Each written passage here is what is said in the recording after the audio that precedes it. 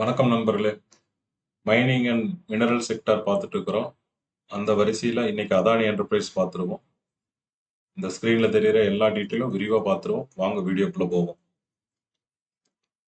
Market gap 2,35,342 கோடி. Face value ₹1. Dividend yield 0.06, பெருசாக ஒன்றும் இல்லை. And 52 week high 2,613. 52 வீக் ஹையிலிருந்து 22% டவுனில் ட்ரேட் ஆகிட்டு இருக்கு. 52 week low 1848.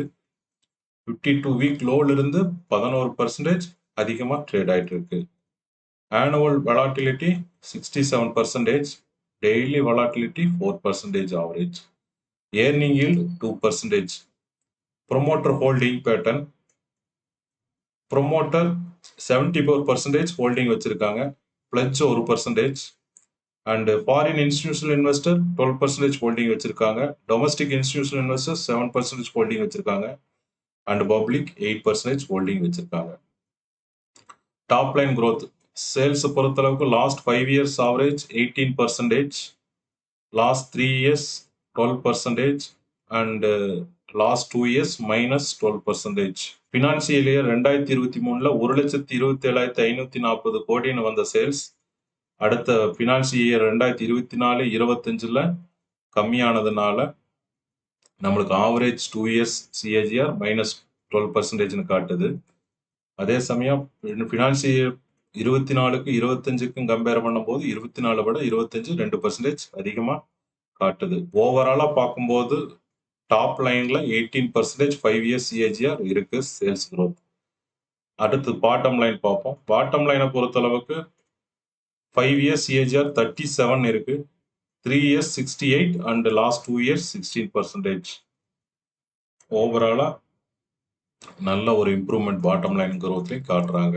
Next operating margin. Operating மார்ஜினை பொறுத்தளவுக்கு 5 years CAGR 9%, last 3 years 11%, and last 2 years 13%. Years CAGR compare பண்ணும்போது லாஸ்ட் 2 இயர்ஸில் கொஞ்சம் இம்ப்ரூவ்மெண்ட் தெரியுது. நெக்ஸ்ட் குவார்டர்லி எஸ்டிமேட் பார்த்துருவோம். நம்மளோட கால்குலேஷன் 617 கோடி குவார்டர்லி எஸ்டிமேட் வரணும். இவங்க கொடுத்த result 3414.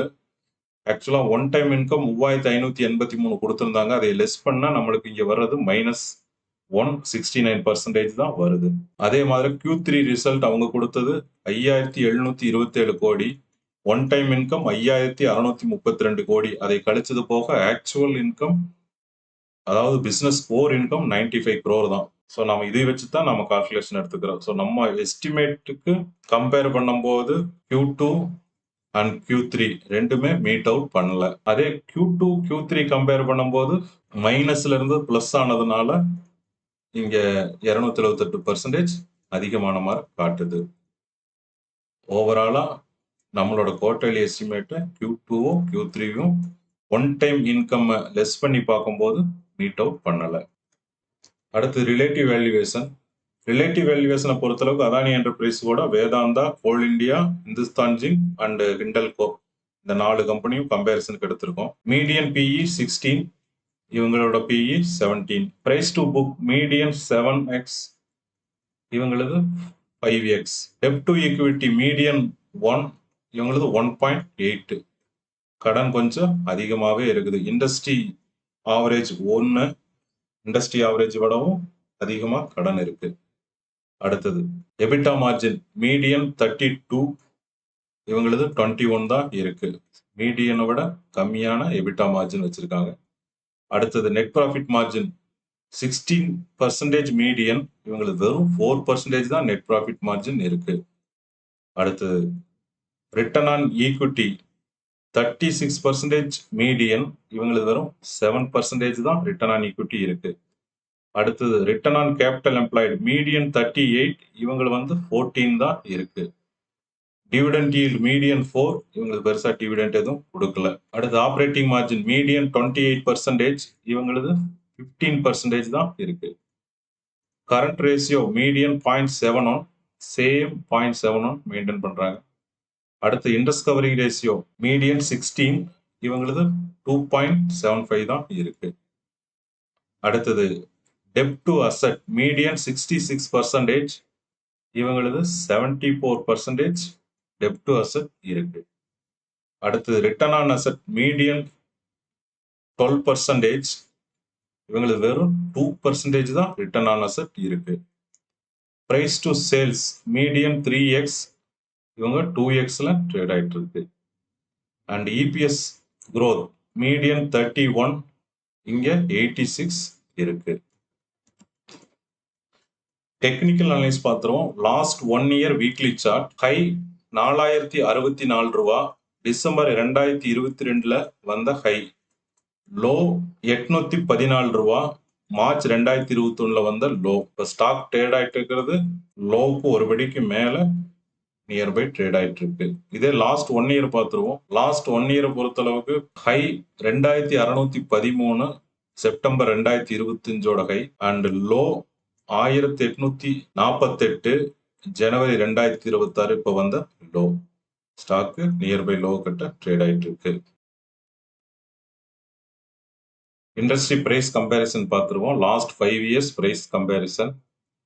Hindustan Zinc plus 94%, Adani Enterprise plus 129%, and Hindalco 190%, Coal India plus 192%, Vedanta plus 225%. இதே லாஸ்ட் 1 இயர் பார்த்துருவோம். லாஸ்ட் 1 இயரை பொறுத்தளவுக்கு Adani enterprise -7%, Coal India plus 15%, Hindustan Zinc plus 37%, Hindalco plus 40%, Vedanta plus 63%. Next ratio analyse பார்த்துருவோம்.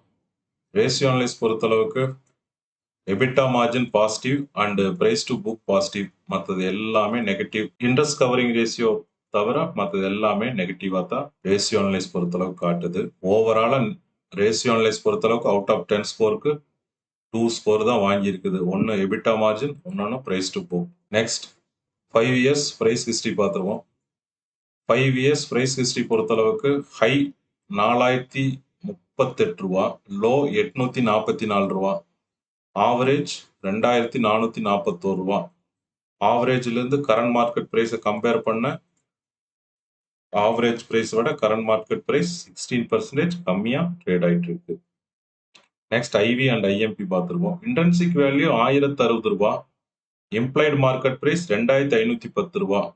ரெண்டையும் கூட்டி ஆவரேஜ் பண்ணும்போது நம்மளுக்கு கிடைக்கக்கூடிய ஆவரேஜ் ஐவி அண்ட் ஐஎம்பி 1785 ரூபா. 1785 ரூபாயிலிருந்து மார்ஜின் ஆஃப் சேஃப்டி ஒரு 9% கழிக்க நம்மளுக்கு கிடைக்கக்கூடிய பையிங் பிரைஸ் 1624. பையிங் பிரைஸ்ல இருந்து கரண்ட் மார்க்கெட் பிரைஸ் கம்பேர் பண்ணும்போது பையிங் பிரைஸ் விட கரண்ட் மார்க்கெட் பிரைஸ் 26% அதிகமாக ட்ரேட் ஆயிட்டு இருக்கு. அதனால இங்க நம்மளுக்கு கேட்டகரைஸ் ஆனது ஃபேர்லி வேல்யூட் கேட்டகரைஸ் ஆயிருக்கு. நெக்ஸ்ட் இபிஎஸ் growth பார்த்துருவோம். Average EPS 5 years 21.43, actual EPS 100க்கு மேலே. இந்த அட்ஜஸ்டட் இபிஎஸ் 40 போட்டிருக்கேன். ஏன்னா அதர் இன்கம் இருக்கிறதுனால அதர் இன்கம் லெஸ் பண்ணிட்டு கோர் இன்கமுக்கு மட்டும் நம்ம இபிஎஸ் கால்குலேஷன் எடுத்தோம்னா ஒரு 40 அந்த ரேஞ்சுக்கு வரணும்னு என்னோட எஸ்டிமேஷன். அதனால 5 இயர்ஸ் ஆவரேஜ் விட கரண்ட் இபிஎஸ் 86% அதிகமாக தான் இருக்கு. நெக்ஸ்ட் பிஇ growth பார்த்துருவோம். Average PE 5 years 117%, current PE 63%. Average PE விட கரண்ட் பிஇ 46% கம்மியாக ட்ரேட் ஆகிட்டு இருக்குது.